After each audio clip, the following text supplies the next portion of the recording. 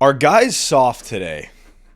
That is an age-old question that I have heard so many times over the last 5 to 10 years, really with the increased usage of social media. I've heard this so many times that young men today are entitled, young men today are soft, and they don't have the work ethic like the other generations. And I want to challenge this idea today with some interesting perspectives and some interesting ideas because I do think to a certain degree some young men are soft. And when I say soft, I mean that these are young men who are very intentionally trying to avoid discomfort. They're very intentionally trying to avoid risk and making progress with their life through doing hard things. And I think that is a very soft way to live personally. Now, the reason that I say that is because of the values that I have as a young man today. Growing up, I played sports and I was beyond lucky enough to have coaches who coached me who constantly talked about being tough. And I remember being a young kid in second and third grade and getting into football and getting into basketball and getting into lacrosse and being told to toughen up, being told to man up, and earning an attaboy was a really huge compliment when I was younger. And having that validation from a coach who is somebody who you looked up to was a huge thing to achieve, right? For them to say, hey, that was, you toughened up, you beat that guy. Those were really important accolades growing up. And so we were taught about what it meant to be a tough young man, show up on time, work out, eat healthy, treat people with respect, be a good teammate, be a leader, all of these things that I think a tough person does. And so as I grew up throughout, and a lot of this is sports related just because I learned a lot through sports, yet I think it's also very applicable to the workforce as well as education. I realized that being tough was this thing that we were always trying to do. We never wanted to be seen as weak. We never wanted to be seen as a weak link of the chain. And we always wanted to be the tough guy, right? And so I think about today where I've heard this saying that young men today are soft. Young men today are entitled. Young men today don't know what work really means. And I agree with that. I agree with that to a certain degree. And here's the other side of the pillow that I want to kind of hit on a little bit today. I also think a lot of young men are merely just confused. And I think they've been misled as to what is important in their life. And here's what I mean. I have had a lot of older gentlemen that I've met through colleagues and through some of my older graphic design jobs and things. These were gentlemen who were in marketing. These were gentlemen who were engineers, guys in their late 50s, early 60s, talking about how young men were soft. And I remember I would ask them, did you guys grow up with social media? And they're always like, nah, that doesn't matter. Doesn't matter this, doesn't matter that. And I'm like, I got it, right? They have zero awareness around how hard it is to actually grow up with a tool that gives you access to every single thing in the world at any point in time of your day. That is the biggest influence on these young men right now, myself included. I'm totally a part of this.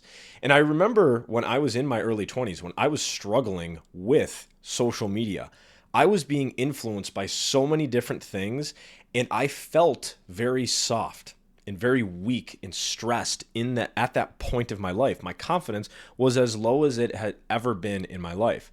And so what I decided to start doing was I decided to start cutting out the influences, and I started trying to become my own influence because I thought it would just make me tougher.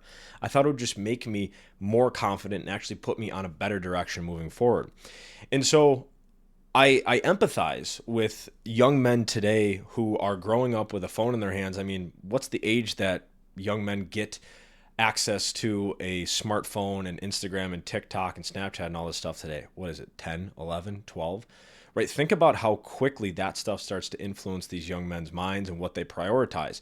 And I hear all the time that guys, I hear all the time about time management, and really what this boils down to is this is about priority management. What do you think is actually important in your life? Do you think it's important to get a six-pack and to have a healthy body? If you do, you're probably going to put effort and time into that. If you don't, you're probably not going to. And it isn't a matter of like what's right or what's wrong. It's really a matter of, do you see why it might be right, or do you see why it might be wrong? And so you can understand anybody's priorities based around where they spend their time and where they spend their money. And so if we're looking at a young man today who, let's say, he's graduated high school, he doesn't know what he wants to do with his life, and he isn't really taking any initiative to go figure out his life, what he's doing right now is he's essentially in what I like to call the comfort crisis. All right. And it's actually a book. I've never actually read this book, but I've talked about how I think we are in this crisis of, we're actually, as young men, we're just looking for what are the most comfortable things to do instead of the complete opposite. Exercising, eating super healthy, waking up earlier, these uncomfortable things to do. And in my last episode, I talked about this idea of controlled friction. And I want to also say that this is not like making your life a living hell.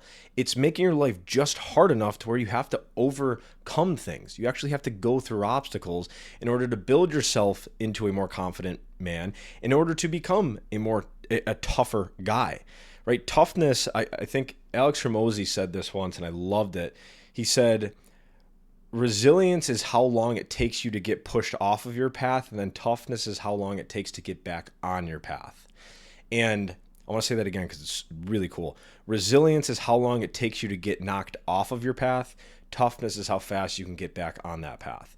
And so when I was in my early 20s, when I had lost that job that I loved, and I thought I had like this direction in my life that I was going down, and it all got shattered and completely got taken away. I remember when I'd started actually working with Scott Gibbs, who is now my business partner, and he was my first coach essentially when he started coaching me through some of my challenging times. I ended up getting a job as a marketing and graphic designer at a manufacturing company in Rochester, New York. I remember thinking that when I was going to get that job, all of my mental health challenges and all my stress were going to be taken away from me, and none of them were. And that's when it actually got worse, because I thought the thing that was going to fix me totally did not fix me.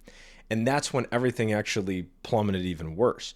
And so for the first couple weeks and couple months of that job, I didn't feel good about who I was. I didn't feel like I was making an impact in the world. I didn't feel like I was even on the right path.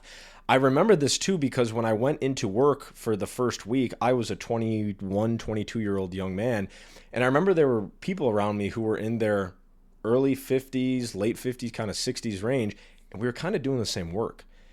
And I remember thinking to myself, oh my God, is this like a grave? Like, am I going to do this for the next like 30 to 40 years of my life? And it like extremely stretched out my life. And I didn't like that thought that kind of came into my head. And it isn't against any of those people. That's just the thought that I necessarily had at that point in my life. And so I remember for those first couple months, I was really struggling and I didn't know what to do. And that moment when I had gotten in touch with this therapist woman, and I called her in the janitor's closet, because I didn't want anybody knowing that I was talking to a therapist, because my confidence was plummeting by the day. I was as stressed as I had ever been, even though I had a full-time job, which shows you that work and money isn't necessarily going to make you fulfilled and make you feel better.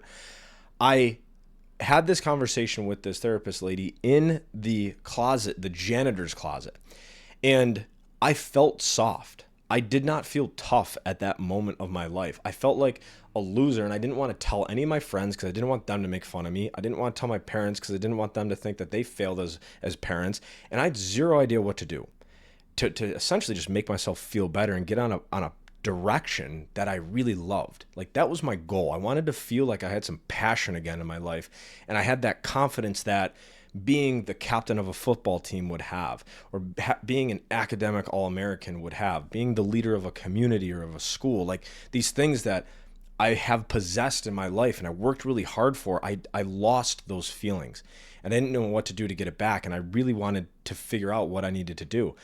And I had this conversation with this woman, and in that moment, I had this huge revelation that she was not going to fix me. And by that means, nobody was going to fix me. And that was one of the most profound moments of my life, because I realized in that moment that every single thing from the future on was dependent upon me. was just dependent upon me. Nobody was in charge of my life. Nobody was in charge of making me feel worse. Nobody was in charge of making me feel better. And this is what I wish I just would have known when I was like 18, 19 years old going into college. Because in college, there's a lot of influences. There's a lot of things going on, whether you're playing sports, whether you're the first time in your life, you can kind of do whatever the hell you want. You can get pulled in a lot of directions and your thoughts can kind of go haywire. And once I realized that in that moment of talking to that therapist, everything switched.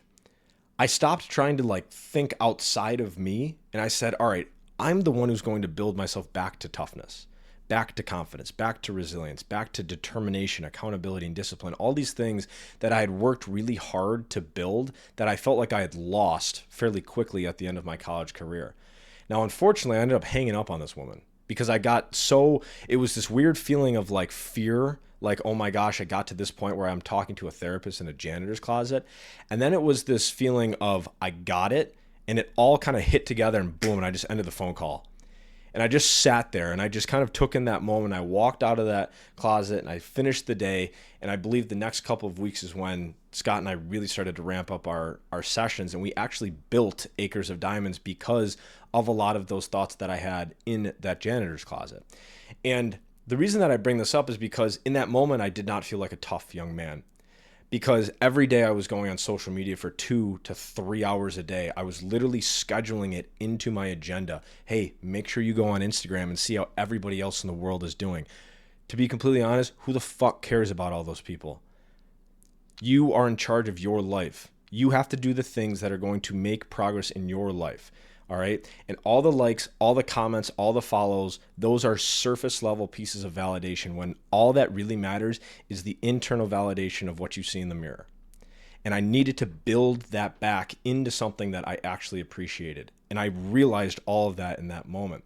And that's ultimately what ended up catapulting me into building Acres of Diamonds, which then started Be That Guy, because I realized that as I was going through my 20s, there were many other young men who struggled at that point of their life. When you become 18 plus as a young man, whether you finish high school, you don't finish high school, whatever, you have to start making these decisions in your life. Do you go to college? Do you go into entrepreneurial mode? Do you go into the armed services? Do you go into trade school? And you have to make these decisions. And in each one of these paths you take, you have to be tough because you're going to come into obstacles that you don't know what to do.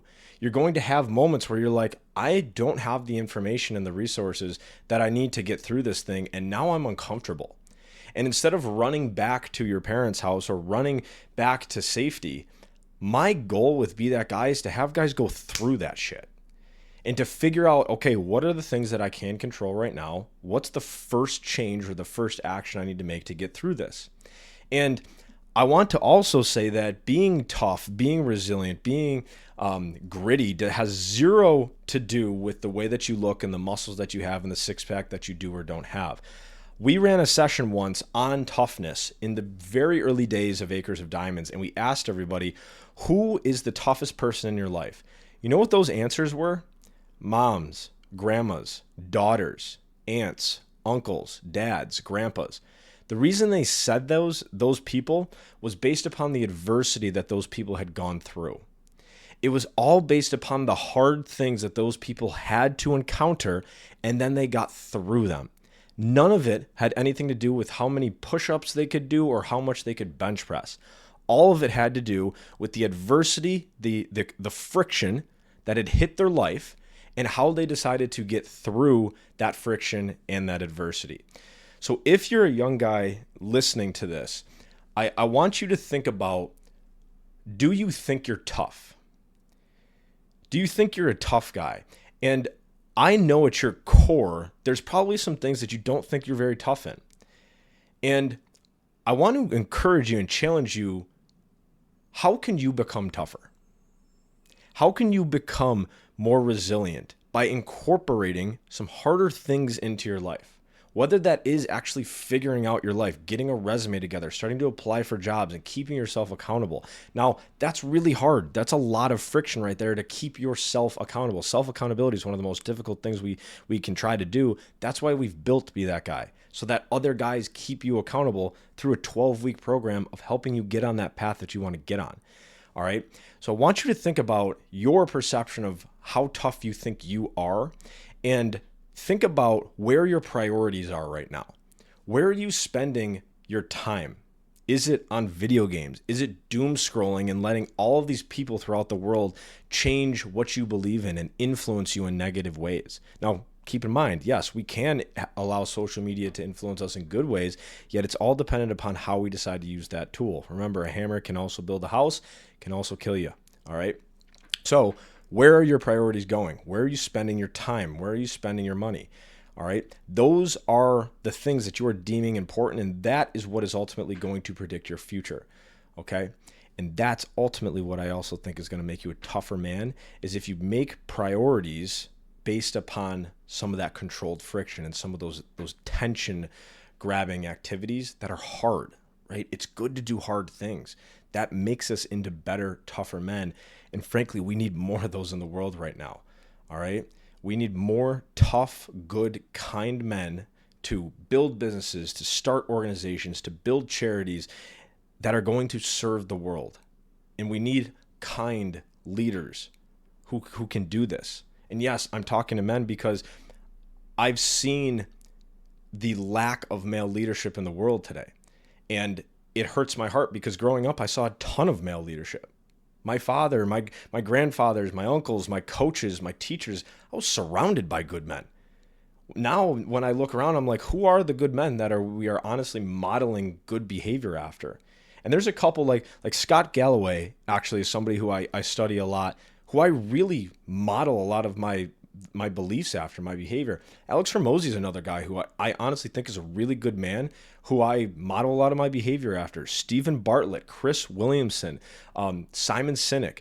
These are guys who I listen to on a daily basis because I think they're good men. And I think if we had more men in the world who thought like them and who behaved like them and were tough like them, I think we'd have a better world. And that's what I'm trying to build with Be That Guy. All right. So if you're a young man, think about your toughness, right? Think about, do you want to be tougher, right? These are the things that I like to work on in Be That Guy through these 12-week programs. And this is what we can expose you to and get you moving in the right direction if you're a guy 18 plus and you're ready to stop sitting around playing video games and doom scrolling and feeling like a loser and stressed all the time. If you really want to figure your shit out, we can help you do that. All right. I've seen it happen with every guy we work with. They get on a better path. They're happier and they have a direction and they actually really enjoy their life again. And that's really cool. And that's what we do at Be That Guy. And that's what I believe that we need more of. So thank you guys for tuning in today. I hope that this episode struck a chord with you, right? My goal is to trigger you enough to cause you to take an action. And if you want to take an action, shoot me a message on Instagram. You can follow me at DJ Logory, Logory. Shoot me a message. Say that you listened to this episode. I think this is episode 198. And we can talk about little things you can do to build your confidence and become a tougher guy. All right. Because I think it's something that all of us men want. So thank you guys so much for tuning in. And until next time, keep being that guy.